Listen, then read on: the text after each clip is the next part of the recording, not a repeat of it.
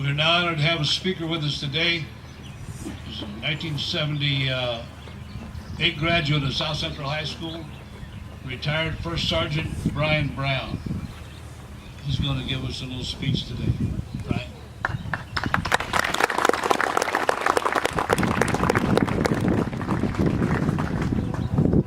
Thank you, Dick. I would like to take this opportunity to thank the village of Greenwich, its residents, along with distinguished guests, and the personal invitation from Lynn Phillips for the opportunity and privilege to speak on such an important day. It is also a distinct honor to be able to come back to my hometown and to speak on such an occasion. Today we gather here, this Memorial Day, an American holiday, observed on the last Monday of May, to honor and remember the men and women who have died while serving in the U.S. military. Memorial Day was originally known as Decoration Day, originating in the years following the American Civil War, America's bloodiest war, taking over 600,000 soldiers to their graves. It was the town of Waterloo, New York, that was credited for starting Memorial Day, when the townspeople gathered and businesses shut down to place flowers and flags on the markers and tombstones of the war dead. It wasn't until 1971 that Memorial Day officially became a federal holiday. Today, I did not specifically come here to give you a history lesson of Memorial Day. I would hope and/or assume that the ones here in attendance today, based on your presence, already hold the historical knowledge of Memorial Day. My intent today is simply this. Approximately 6 months ago, I was asked, after speaking on Veterans Day at a local high school, if I would be able to speak on this day. Soon after I had accepted the invitation, many thoughts began to run through my head as to what I would speak about today. After careful thought and consideration, I knew I was drawn to speak to what was on my heart. Back on Veterans Day, I had spoken of a journalist who had conducted a survey over a period of 2 months on America's city streets and rural highways. His survey was one simple question, and his question was this: what do you think are the 2 biggest problems in America today? He was now on his last day of the 2nd month from when he had first set out across America, and had decided that he was going to finish up no later than noon that day. So as he started that day, the first person he approached and asked that question, that person pondered for a moment and displayed a face of confusion, and finally replied, "I really don't know, and I really don't care." And the journalist who had asked that question so many times before was stunned but not surprised, and simply replied, "You know what? You are right. Those are the 2 biggest problems in America today." So after 2 months of surveying, the journalist decided to end his survey with that man earlier than expected, because at that very moment, he had concluded that he had finally found his answer to that question. So today, after citing that survey, I ask how many of our fellow Americans still maintain, display, or harbor that mentality of thinking.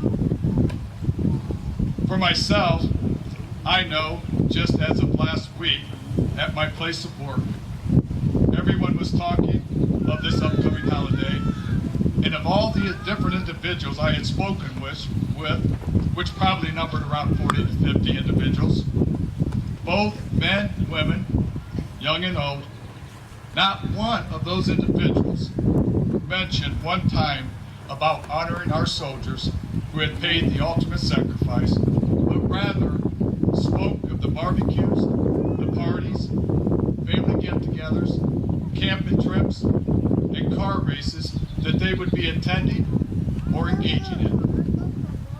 One might conclude that maybe our priorities are somewhat turned around.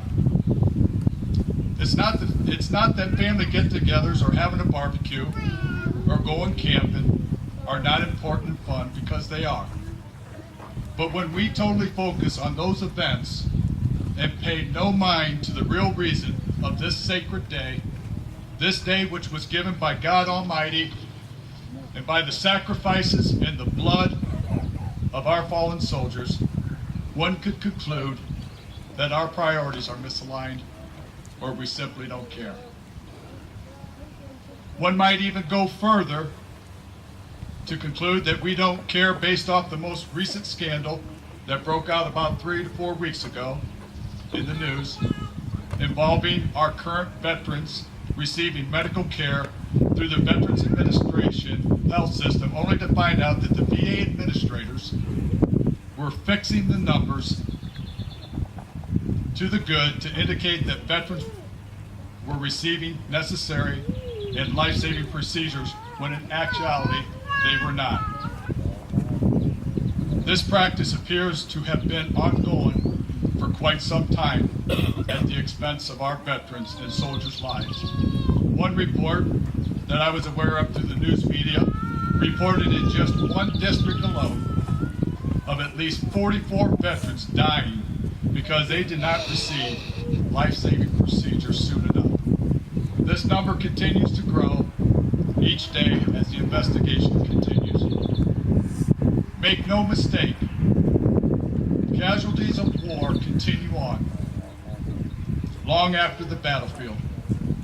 It may come in the form of combat stress leading to suicide, which is at its all-time high with the current conflict, or in the form of past conflicts such as Vietnam with Agent Orange, or soldiers being exposed to depleted uranium during the Gulf War.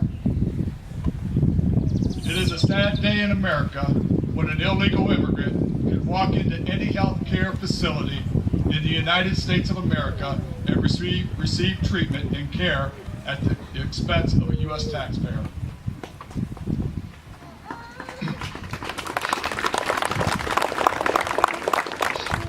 My question, is this the new America? Does this fall in alignment with what the journalist survey had indicated? I sincerely hope not only for our nation's sake, but more importantly, for the men and women who have given everything for this nation. But for the ones who do recognize this day with importance, reverence, and sincerity, it usually has a very important connection.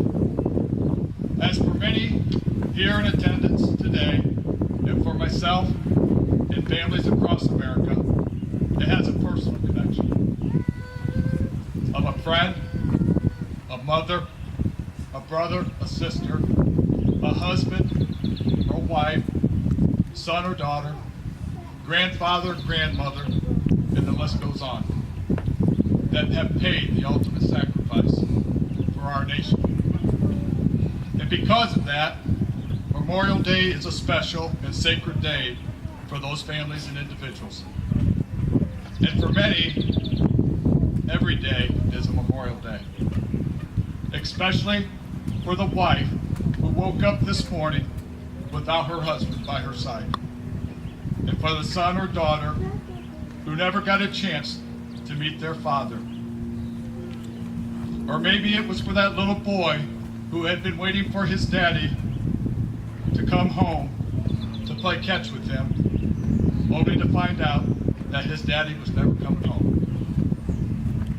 Or maybe for that little girl that was waiting for her mommy to come home and embrace her like only a mother can.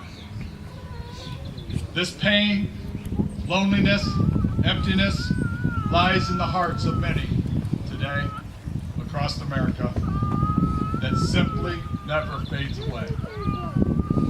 So I would hope that all in attendance here today would understand and share, if given the opportunity, that freedom comes at a high cost.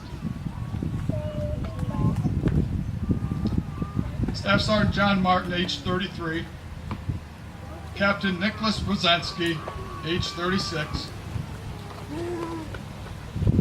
Sergeant First Class Jeffrey Wright, age 45. Sergeant First Class Sean Hannon, age 44.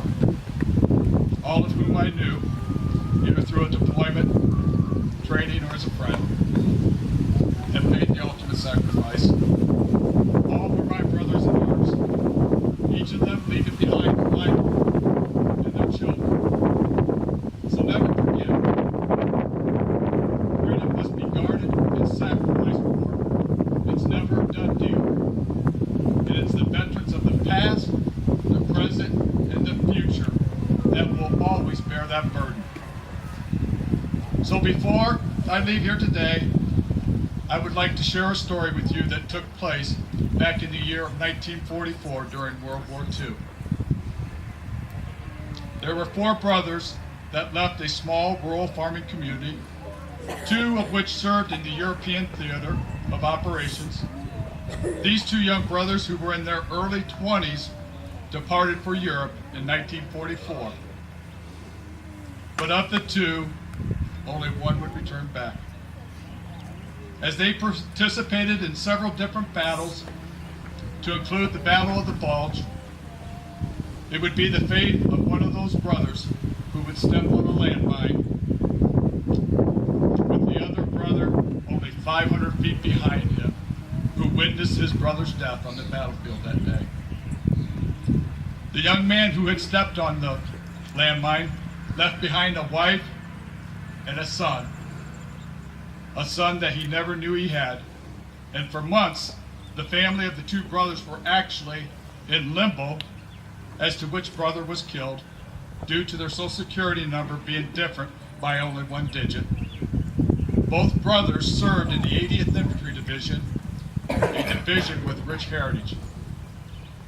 Earlier, I had spoke of the importance of Memorial Day, and that for some, Memorial Day is every day, and that some may not have a personal connection, or a connection of any kind.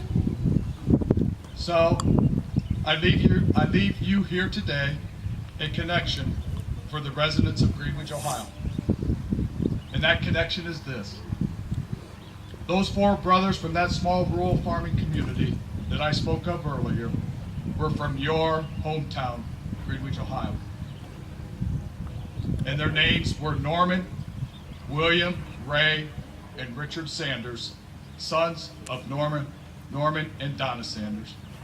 It was Richard Sanders who was killed in 1944, and it was his brother Ray Sanders who physically saw his brother pay the ultimate sacrifice on that day. I had spoke earlier of my personal connections of my friends and fellow comrades who had paid the ultimate sacrifice, but I've always felt a connection in some strange way with Richard Sanders, even though I never knew him personally.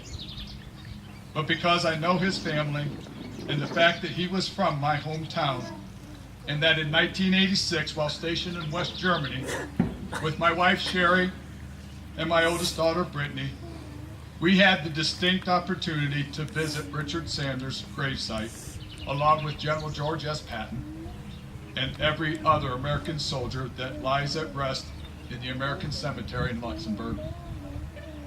It was the people of Luxembourg at that time who vowed that they would tend to and take care of those Americans who had paid the high price for liberating their country of Luxembourg from the tyranny of Adolf Hitler.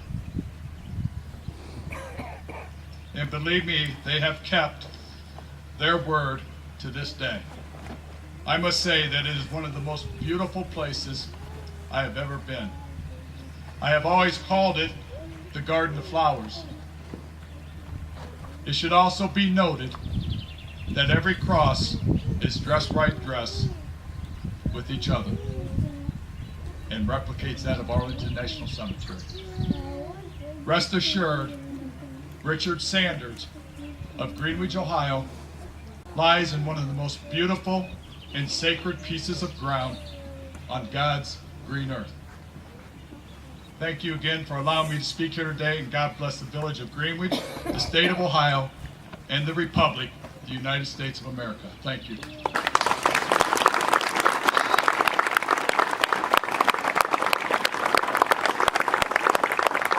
you, Bryan. Very moving speech as I see the pictures on the internet of the young soldiers that are coming back from overseas, no arms and no legs. It's really a heartbreaker, so we just ask that you remember them in your prayers. Deaths of the veterans from last year, and we would remind you that if we miss one, it's not intentional, but the ones we've lost within the last year: Roland Dushley, who lived in Greenwich for a while, for quite a long time; Silbert Miller, Jeff Ellis, who we just had a funeral for a couple of weeks ago; Mark Moore, a young man of 43 years old, that died, had a heart attack down at Versatech working; William Kelly, I wasn't familiar with Mr. Kelly. I think he passed away actually before our Memorial Day service last year, but we didn't get his name yet. Kenneth Oney, who I worked with; Ralph Gunner, who most of you folks knew; and Walter Lever. Those are the ones from last year. And once again, if we miss somebody, it wasn't intentional, and remind us that we'll get them next year. We'll now have the placing of the wreath in memory of our past veterans by Marshal Wheeler. While Marshal is going up to the wreath to place the wreath, we would like to thank the Boy Scouts for helping us out and participating. Arnie's been very faithful to help us do that. We'll now have Pledge of Allegiance by Jacob Glowinski.